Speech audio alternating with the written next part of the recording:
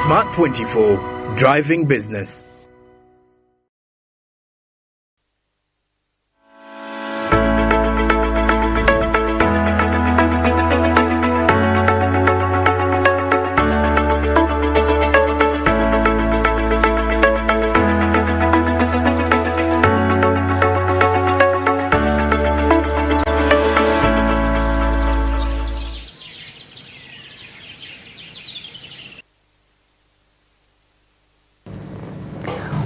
Welcome to our Insight. We are talking about today's topic, and we have our guest. I'll later introduce you to him. Our topic today is still integrated within agriculture. We are looking at alternative agricultural models. We are looking at what is hot and new right now within the Ugandan context and the rationale as well behind it. So we're going to be talking about alternative farming. We're going to be talking about farming alliances. We're going to be talking about really the concept of hydroponics. On our guest list today, the person that is going to give us insight, we have Mr. Mahikano Amon. Amon is the founder of Hydroponic Farms Uganda and has been doing this since 2020. Amon, delighted to have you. Thank you so much. It's such a delight. You're welcome. Tell me about hydroponics. How did it start? Where did you conceive the idea from? Is it something that you've always loved to do, or this is just something that you checked out from somewhere else and got interested? How did it all start? So, my name is Amon Mahikano, and I'm the founder of Hydroponic Farms Uganda. Hydroponic Farm started in 2020, but the idea was initially grasped in 2010. In 2010? Yes. I have a friend who happens to be from Sweden, so he invited me for a holiday. And I was surprised when I was in Sweden. I realized people were actually growing food, a lot of food in small containers. I asked him, he's called Johan. I asked him, how is it possible that 2 or 3 farmers can feed a whole town? He introduced me, he took me to hydroponic farms. You would find someone with like a 50 by 100 feeding almost a population of like 2,000 people. Really?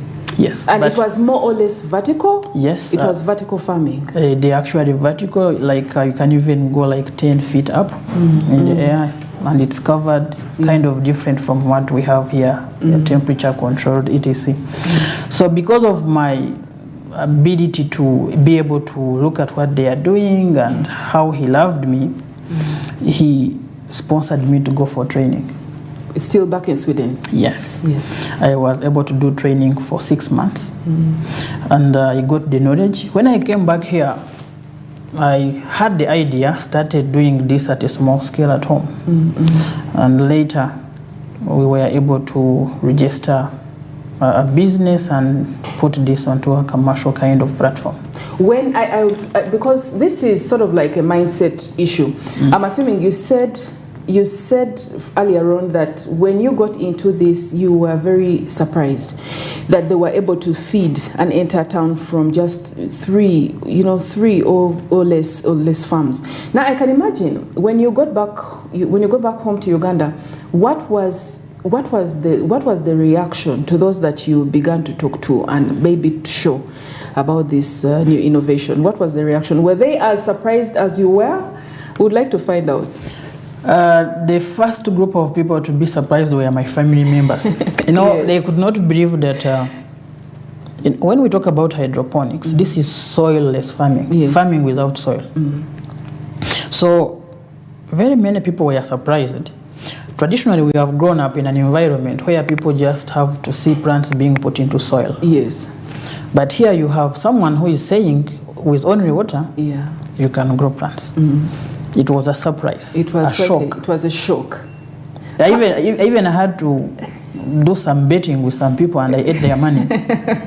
We started betting, like, this is going to grow, and they would say, no, it's not going to grow, there's no soil. Yes. At the end of the day, we harvest it, and then we eat, and I win. So it was a shock to some Ugandans, and right now they are trying to embrace hydroponics as a system of growing crops, especially simple leafy vegetables. The leafy vegetables. Who exactly is embracing this the most? We have smallholder farmers. These are farmers who are generally growing for their home consumption. Yeah. Take an example, for example, you, in your apartment, you have a small balcony and you can be able to grow lettuce, you can be able to grow leafy onions, you can be able to grow tomatoes. Then we also have commercial farmers. We have been able to do this for commercial farmers. Yes. Those who are growing commercially, like strawberries. The strawberries you eat in supermarkets. Most of them are grown here? Hydroponically. At the moment? Yes. The strawberries, actually like 50% of them comes from here. Really? Yes, we have commercial farmers who are doing strawberries using hydroponics. Tomatoes, the sweet peppers, the yellow and the red sweet peppers. The bell peppers? Yes. They are all grown here. Cucumbers. Cucumbers? Yes. But I thought cucumbers tend to really, like, you know, be so heavy when they're growing downwards, so heavy. So how, there's a very good supportive system, considering that there is no soil, really. How is that working out? All right. Okay, let me go back to the basics. So when it comes to hydroponics, we have different types of hydroponics. Okay. We have what we call the nutrient film technique, where we use simple pipes and a little layer of water is flowing into the system. Then we have what we call the Dutch bucket systems. Okay. Now, these are buckets that are connected together, and they are made in a way that they can be able to contain crops that have larger roots. We have even also done banana plantations in hydroponics. Really? Yes, when you come to my farm, I will show you. Yes. And so it depends on the type of the plant that you are growing and the system. Every plant has its own system. If you can look at the pictures, like what we have so far, the NFTs, that is a simple NFT system, and it is used to grow simple leafy vegetables like lettuce. But if you want to go bigger, then there is a system for that, where we have to improve on the grow media, the troughs, etc. We are talking about potential. Let's dive straight into it. Talking about potential, Emon, this, like you mentioned before, the population is only shooting upwards, whereas the resources such as land are dwindling further and further down. What is the potential for this? Looking at how all this is starting up, the potential to be able to have food for people, the potential to be able to have money, people doing this not only just on small scale to feed themselves, such as what is happening, but the reality that someone can not only feed themselves but also be able to make some money. What is the potential so far? Is it right now underutilized? Or you're looking at only the Kampala region so far? What is the potential? Thank you so much. So if you look right now at Uganda, we are one of the pioneers of hydroponics farming. Much as we've concentrated onto the urban areas, in the last 2 years we signed some contracts with World Food Program, where we introduced hydroponic farming to people in refugee camps. So these people are able to grow. Surprisingly, they don't have any access to a lot of land. Someone has a small portion. But these people are able to grow and at the same time have enough to eat and sell the surplus. We also do what we call market linkages. If a client grows from, for example, we install the farm and you grow, we are able to connect you to the last person who is able to grow whatever you have grown, like the surplus of it. But looking generally at Uganda, the hydroponic sector is underutilized. It has potential to feed us as a country. We have so many advantages in hydroponics, unlike in traditional farming. And if we embrace this type of farming, the advantages will help us produce more for our population and even be able to export outside Uganda. What are some of those advantages? Now, one, in hydroponics, plants grow faster. They grow faster? Yes, lettuce in the soil will go for 50 days. In hydroponics, it needs 3 weeks. Okay. Only. Two, many of the diseases you have, like fungal infections, viral infections, bacterial wilts, whatever, they are soil-borne diseases. They come from the soil. And that is missing this side? Yeah, we don't have it in hydroponics. Then here you see, it's now like, if you have a garden and you are planning for it, all the nutrients, the NPK, the micronutrients, the plant is growing faster than the other side. Then also the water usage. Right now you see we are having what we call the SDG goals. Yes. One of them including the way how we use water as the whole world generally. Which is really a scarce resource. So if you go in hydroponics, we use less water compared to traditional farming. Actually, we save 90% of the water compared to traditional farming. So there is no water wastage. Exactly. And then also talk about land. In a small space like 50 by 100, I can feed almost like 5,000 people. You can go upwards. I can do vertical. Yeah. If you look at the square meter in the soil and then you compare it in traditional farming and then you compare it in hydroponics, it's completely different. In hydroponics, you are having much more plants than in the traditional farming.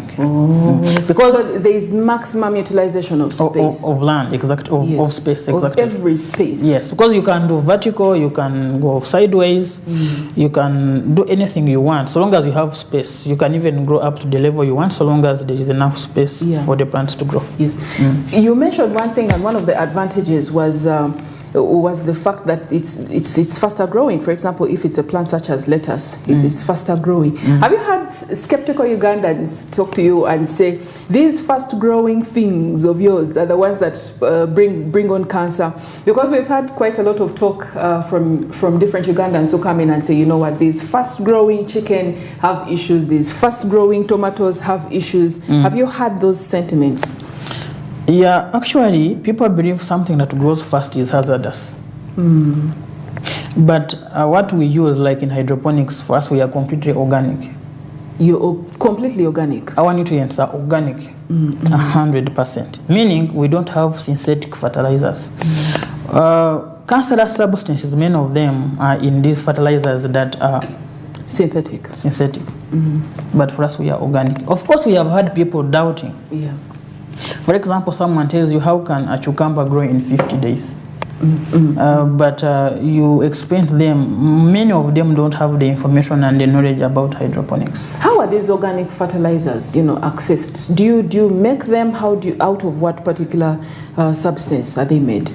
We use a process called vermicomposting, whereby you can correct the rubbish at home and then you keep it and then it is worked on by the bacteria and then the remaining part of it. Then Ugandans don't know, but rabbit urine is very, very important as an organic fertilizer. That's for what? For nitrogen? It has more of NPK. We have some nitrogen in it, we have a little bit of calcium and potassium. All in the rabbit urine? Yes, and some other actually there's even iron and less of molybdenum. So it has also the micro elements. So basically it comes from the composting areas, yes, and that really is nutrient rich, the compost, and then also a little bit from the urine. Yes, rabbit urine. From the rabbit urine. Yes. Are there moments when, because I'm assuming that this has to be a very controlled sort of situation, if you put in quite a lot of this fertilizer, you're going to lose the crop, right? It has to be very controlled, down to the last, whether it's a drop, whether it's a liter. How do you ensure that you are as meticulous as possible? Okay, what we do at Hydroponic Farms Uganda, we as well do training. So once you come to us, we have to make sure we train you on how to use these systems. For example, let me give you an example of me. I might be eating 20 kilograms of posho a day, but you may not be able to eat them. The same applies to plants. When you are growing in hydroponics, there's what we call ppm, parts per millions, and electroconductivity. Now, we use these parameters to measure how much nutrients a plant is supposed to consume. Lettuce will consume maybe between 500 to 800 something. Cucumber will need between 1,000 to 2,000. So we have the way you see a doctor with a stethoscope, this thing they put into their necks. We also have some small measuring and calibrating instruments that we use. So we train the farmers and we give them formulas. I think if you bought some of these products from like Container Village, you've seen scenarios where they say 1 liter mixes 20 liters. Yes. So we also zero down what you're going to grow. If you cannot afford the instruments that we use, and then we see how we can advise you on the real utilization of the fertilizer we have and how much you're supposed to mix for the plant you want to grow. Why, Amon, and we really have to get down to this and break it down as minutely possible as possible.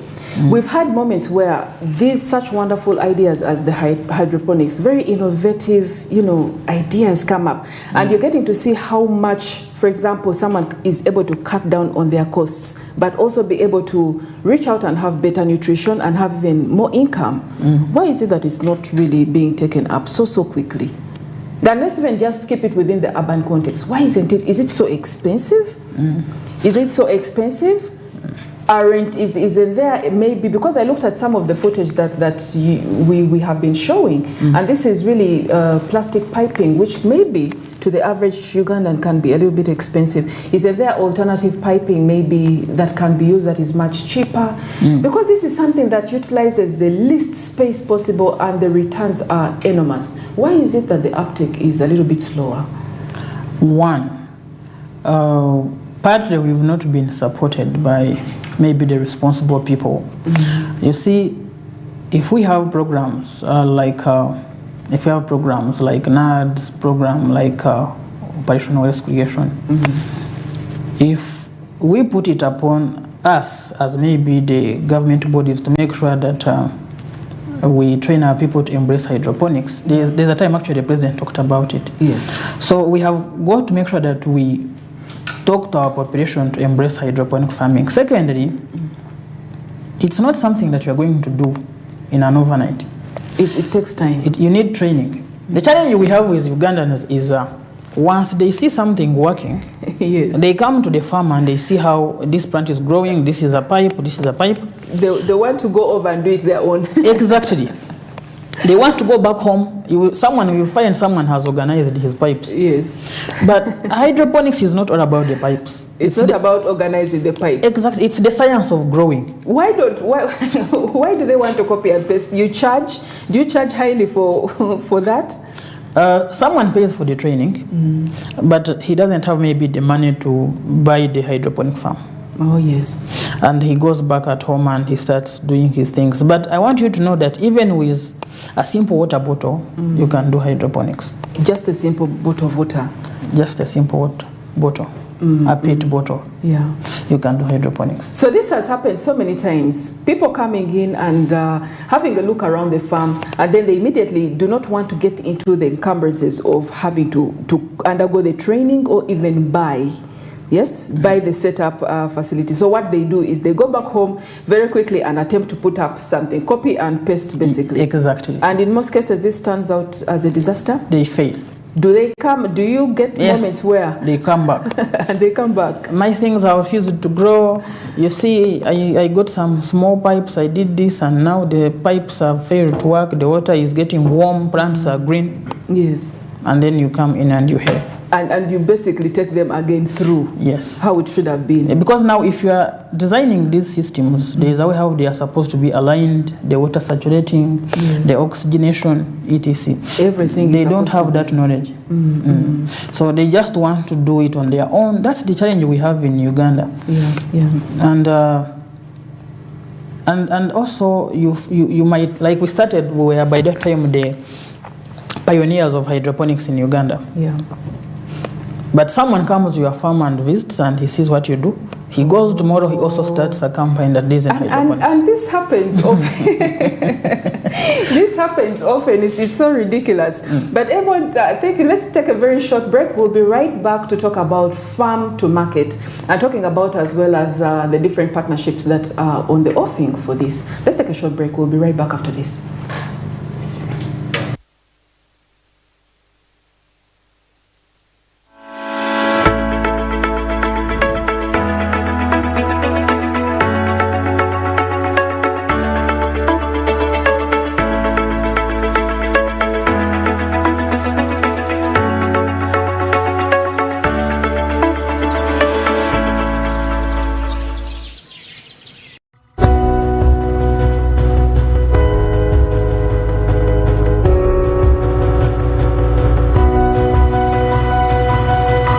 SMART24 Driving Business. Luxury redefined at Seasan Hotel as you indulge in the splendor of elegant living for the royalty that you step into comfort, pampering and blissful customer-centric service as you select from our range of comfy, exquisite living quarters furnished to meet with your royal preference. Surrounded by scenic beauty, our tropical setting allows you to escape the glamorous ordeal of city life. Our ambient green gardens will guide you to a place of revitalizing rest. The 3-star restaurant caters to your palate, serving your choice menu ranging from exotic cuisines to local delicacies. Our chefs will serve you full-course meals for a truly out-of-this-world culinary experience. Our fully stocked bar to whet your throat, from renowned global brand whisks, brandies, gins, beers and wines to our locally celebrated beverages, you will not lack for any brewage. It's an all-new experience in the East at Seasan Hotel, so visit today at Plot 15 to 19 Spire Road, Ginger, or contact us on +256 751 719 960 and +256 785 354 614 for reservations. Seasan Hotels, luxury redefined. Amanya gange bampita Agnes Kasoga. Kolera nakawa nze muwanguzi nawangudde school fees. Na simanyi ng'ebintu bino bya ddala kubanga neyankubira namulimba nnyo ne mugamba nkolera nakifuma nga manyi bafere olwamala ate naddamu nankubira ne mugamba ekituufu sikolera nakifuma mbadde manyi muli bafere nga simanyi bya ddala nalabirawo nga baŋŋamba ndi omu ku bawanguzi naye nsanyuka nnyo. Akalulu k'omuwanguzi! Okuwangula kyangu nnyo, teeka ssente ku ssimu yo otandika okusasulira ku ssimu yo. Abantu mbakakasiza era nabagambye bwe mulaba nga bampadde ne mbagamba nga mutegeera bituufu kubanga nange mwennyini mbadde nga ku TV nga manyi balimba naye ke neerabiddeko bwe nti kyekyo ddala kyekyo MTN osobola okuwangula. Together we're unstoppable. My friend, just enter. Everyone now has all access to Pearl Magic Prime. Kasim, give this man some biscuits. They're over. They're over. But you see these people here, they are on Go TV class, like you. But now they can watch big shows like Sanyu, or they can watch Beloved and they cry. So my friend, from now on, it's more magic to Uganda's best shows on Go TV class.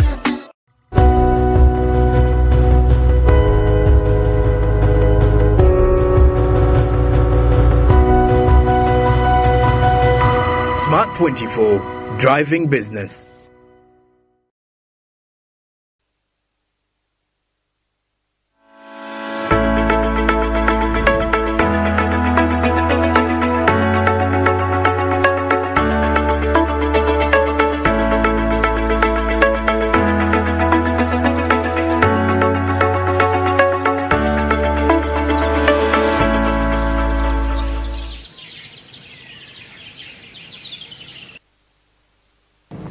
Welcome back from that break. This is still Doreen Kemcha. I'm here with Amon Mahikaho from Hydroponics Farms Uganda.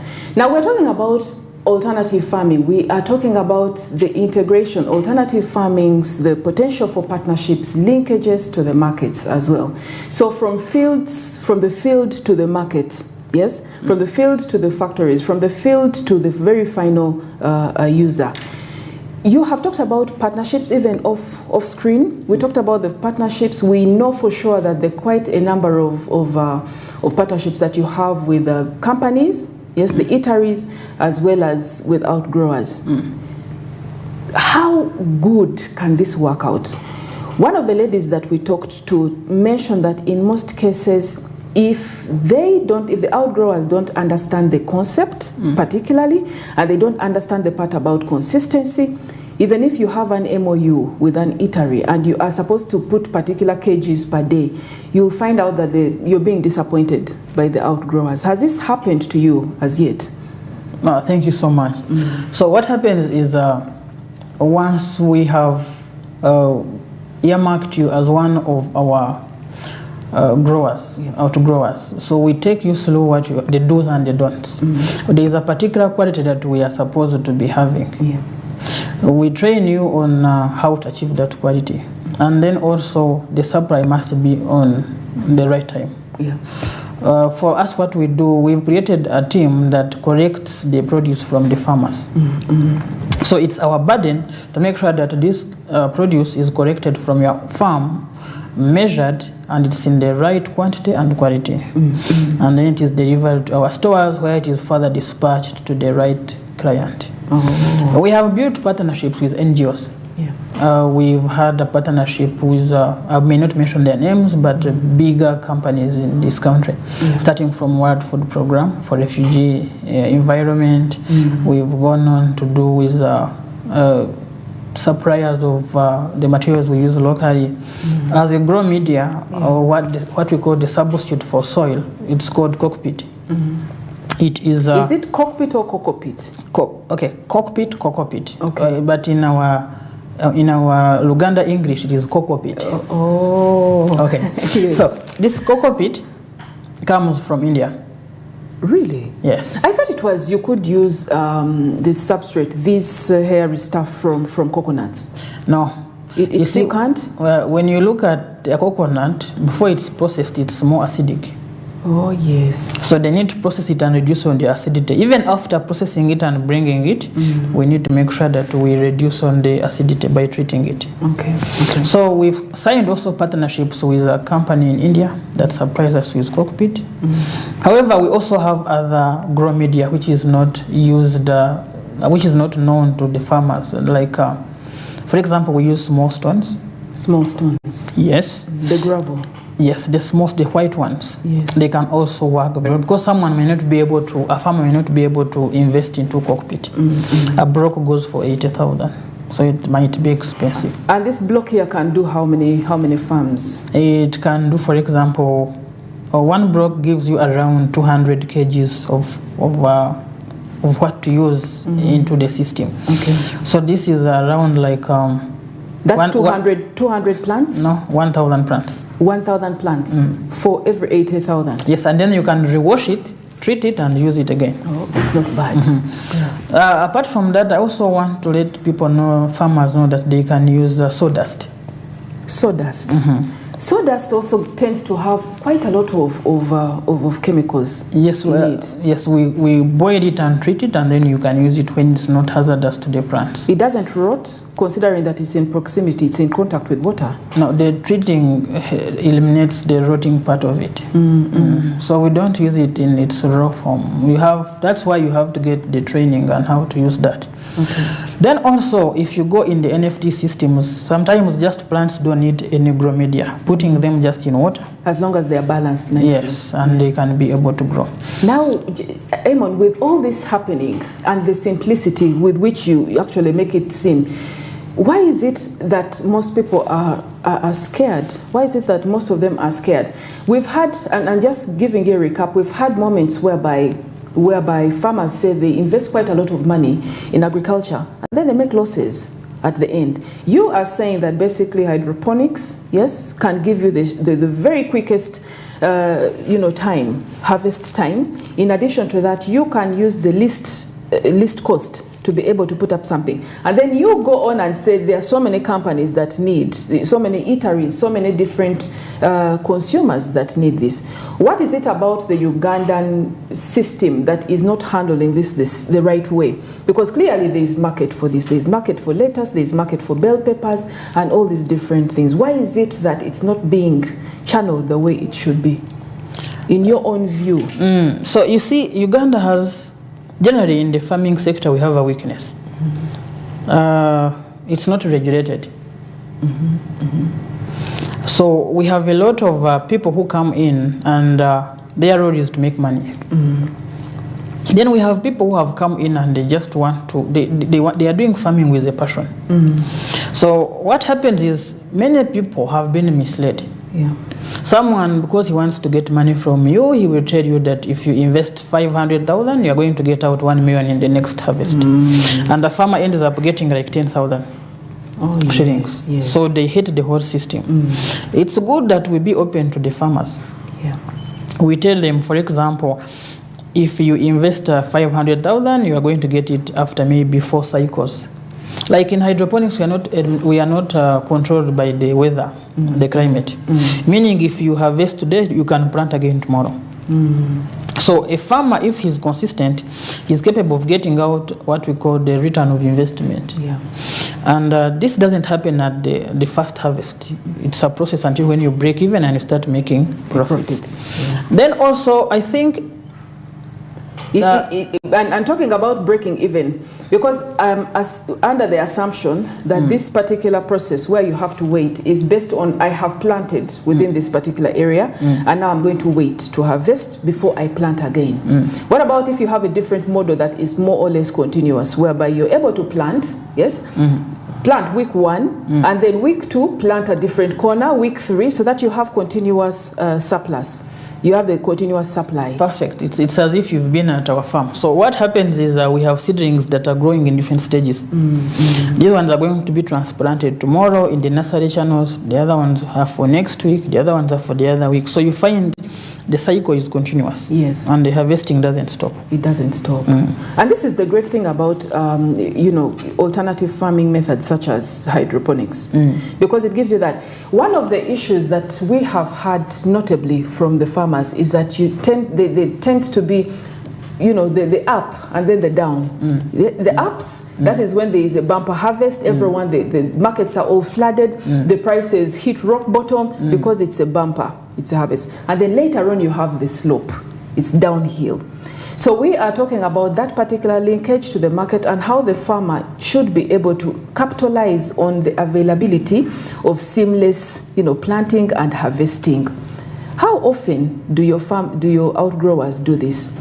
Are they still within that model of let me plant, uproot, or it is almost the same avenue as yours? You see, if you look at, we have around 120 people who are growing outside. Outgrowers, 120? Yes. All within Kampala? We have very few in Masindi, Guru and Mbarara. Masindi, Gulu and Mbarara. The one in Masindi is growing bell peppers. The one in Guru is growing different vegetables. Mbarara, they are growing cherry tomatoes. This is small tomatoes. Yes, yes. So we have advised them. Some of them they grow and they forget that they are supposed to prepare again new gardens. So they wait, they harvest, they get the money. Sometimes they are controlled by the finances. They don't have enough access to capital. Someone is waiting for you to pay them back and then they plant again. So what we've done, we've given them loans in form of inputs. Oh yes. A loan for fertilizer, a loan for seeds. Yes. So by the time he's harvesting, he has a loan, and for you, when you take the produce, you deduct your money and you send the surplus to him. That is wonderful. That is what we've decided. But some of them are not trustworthy. They don't end up paying back. No, they say they produced someone else. Oh, instead of selling it to you. Yes, so they do not follow because we sign some simple documents. Yeah. They don't follow the MOUs that we sign. They say because maybe you are buying a kg at 2,000. Yeah. A restaurant has come to buy a kilogram at 2,500. So they sell to the restaurant. Oh, unfortunately, integrity.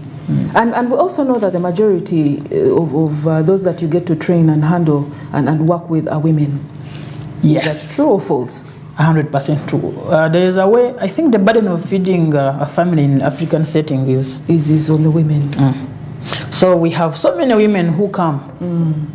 And even when we visit schools, because we have trained schools here in Kampala, like St. Mary's College, Kisubi, among other schools, you find that even the pupils, it's the girls who are having more interest than the boys. So naturally. Is it because farming has been genderized for quite a long time, you know? I think it's naturally like that. Like it's a woman's responsibility to learn how to farm and provide food for the family. That's part of, you know, the socializations about the roles of women and the roles of men as well. Like recently, if you look at that training that we had for KCCA and some NGOs, 70%, actually 80% were women. 80%. I also think in most cases there is a very high uptake of such things, yes, such work that does not take the women away from home. Yes, if you look at some of the skilling focal areas, you've been looking at baking, you've been looking at poultry, you've been looking at tailoring, because these ones can be done within the home setting, especially for stay-at-home moms or other moms that would want an income but do not want to be taken away from home. So do you think that this is, especially when it comes to hydroponics and the fact that you can actually reap quite a lot of money, you can get quite a lot of money as long as you're consistent and you have undergone training. Do you think it would work out quite well for the woman? Yes. Actually, on average, you can get something like 2 million annually, on average, for a normal household woman. Like 2 million? Yes. That's gross or net? That is net. Net. So if we break it down, that's around 180, 170 something per month. Per month. Which is enough like income for a woman who is at home. And then she has other projects. And then she has other projects of course. Who said that's enough? By Ugandan standards. By Ugandan standards.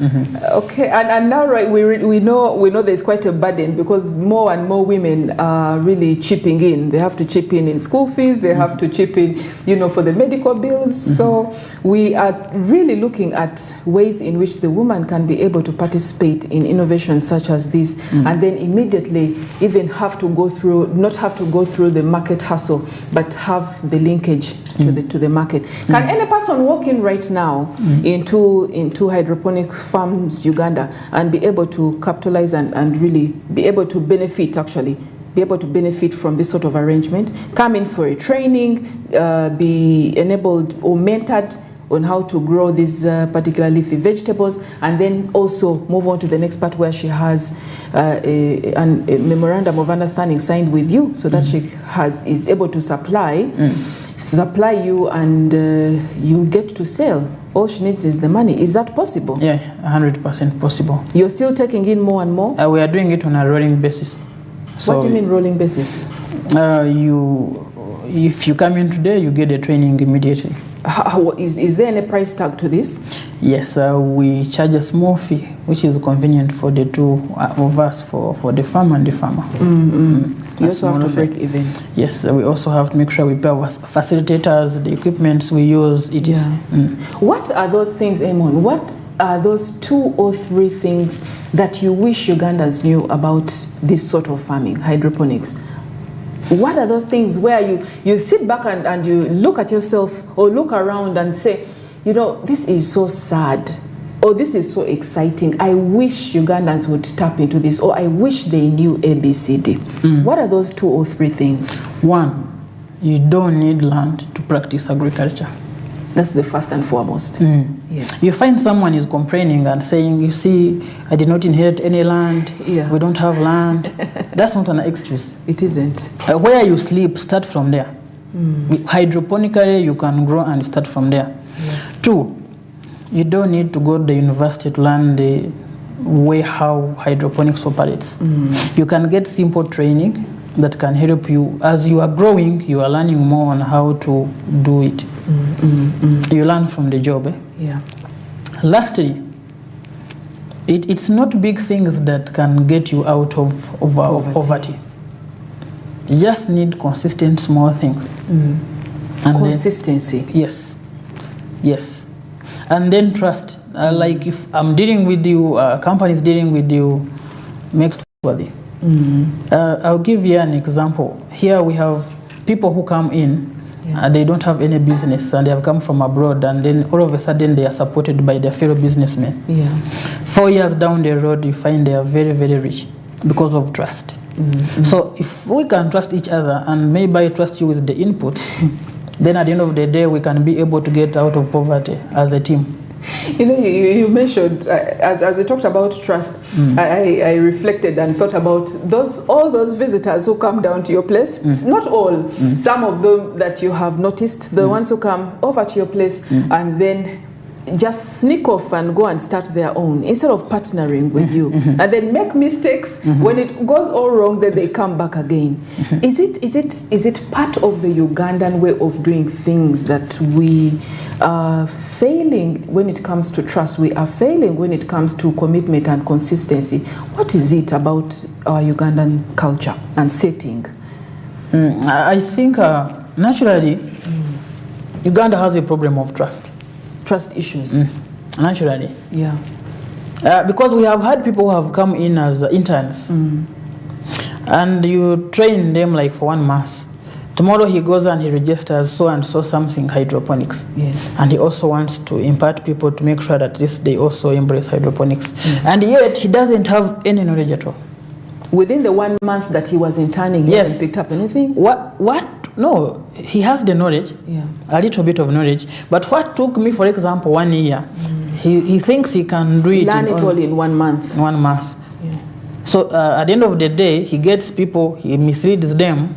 Then you find him saying hydroponics is a scam, it's fake. Yeah. Doesn't work in Africa. Yes. So now we have to improve we have some people who are trustworthy. Yes. I don't want to generalize. We cannot blanket them all. Yes.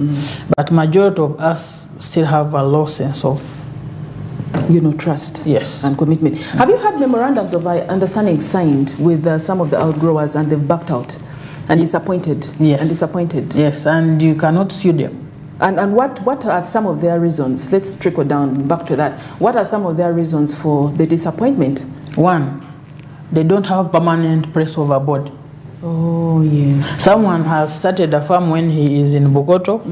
The husband loses a job, and then they transfer, they go to Mpiji. Yes. And in the process, she doesn't even have the money to transfer the hydroponic. And leaves it there? And leaves it there or gives it to someone else. You find they are putting in chicken feeds and they are feeding chicken from there. Oh, this has happened. These are true stories. Yes, especially women farmers. Women farmers, because we are still, as women, very hinged so much on our carers, the ones, our spouses, our partners. So knowing that this has happened before, what steps are you taking, Emon, knowing that you are the founder, to ensure that the women that you work with, considering that most of them are 90% of your clients, beneficiaries, and knowing that they go through all these ups and downs, and sometimes they don't have all that much protection, what particular component are you embedding within your training to ensure that it doesn't happen? We are in talks with European Union and one of our guarantors to establish what we call communal farms. Yeah.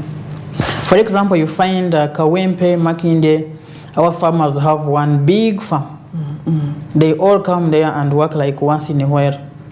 They have all put in their own inputs. Oh, but you can get inside this communal farm and still find that this section belongs to this and this section belongs to... Yes. Even like the way they do it in these salt lakes in western Uganda. You find that there is a lake, but someone has their portion. Yes. So even when they want to sell, they can sell their portion and they go. Oh. So, but it needs some kind of funding, and we are in talks. We've written some proposals. We are like on the second or third phase. Yeah. If it's approved, then we shall first start with like 4 pilots in Kampala. That's wonderful. What are the major challenges apart from that, inconsistency and trust? What is that one challenge that you have seen with this sort of farming? Hydroponics is tricky. Any slight mistake, you can wake up tomorrow and all the plants are dead. Why? Maybe you have mixed and put in more fertilizer than it is supposed to be there. Oh, you have to make sure that you keep it stringent. Yes. You keep to the book. Exactly. You have to make sure that if it is 1 liter mixing 20 liters, that's it. That is it. Don't get 1 liter and mix 15 or 10 because you want them to grow fast. We have some people who want them to grow fast, and they believe if they give more fertilizer, they will grow very, very, very fast. Yes. Secondly, as I said, the input money. Yeah. Many people in Uganda, we know this is a challenge, so they don't have money to go into this.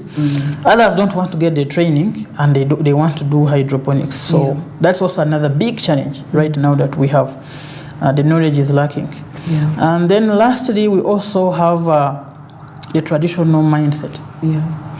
No, farming is supposed to be in the soil, nothing else.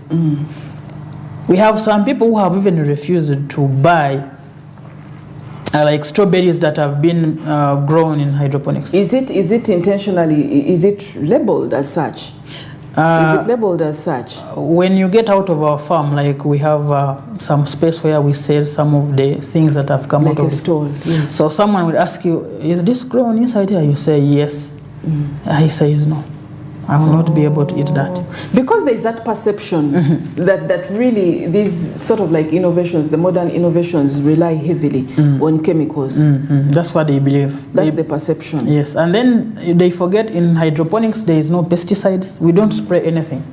We just have fruit insect traps and nothing else. We don't spray these hazardous chemicals, which they spray in the open fields, which we don't use. Yeah. Our fertilizers are organic. So tell me, how does this become hazardous or cancerous? And I think it's awareness building, really. There's potential. There's a gap in there. And the more people get to know about this, the more they understand that this is a very healthy way to go, a healthy way to farm. And the person considering that right now we are looking from the fields to the last users, from the fields to the factories, from the field to the market. Most of the people right now are very, very sensitive and aware about the implications or the dangers of the use of chemicals, and they would want to have another alternative, especially when it comes to organic farming. So we would want to actually urge you and all the stakeholders involved to improve when it comes to awareness building.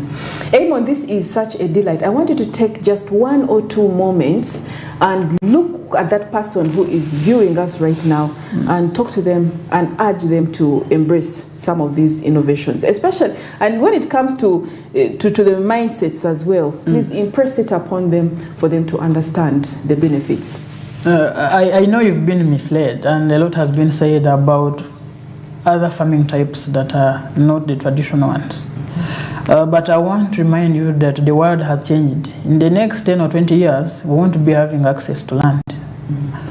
Our population is increasing and land is not. So it's better at this stage for you to embrace hydroponics. I'm calling upon you all out there. The training is not expensive. We give you guidance. You can use local materials to do farming. Please embrace this, and it will help you earn more extra income and at least also feed your family. Thank you so much.